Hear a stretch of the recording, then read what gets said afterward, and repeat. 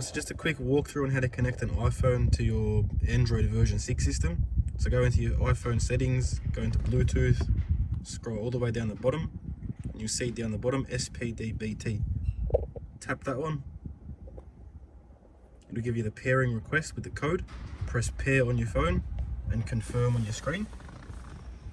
Then press allow.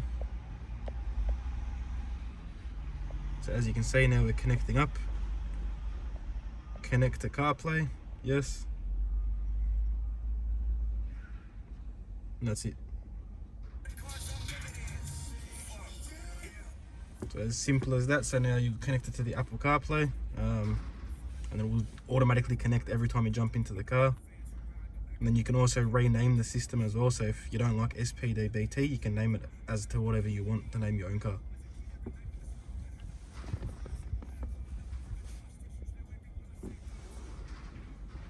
So now it just replicates everything you have on your phone straight onto the screen.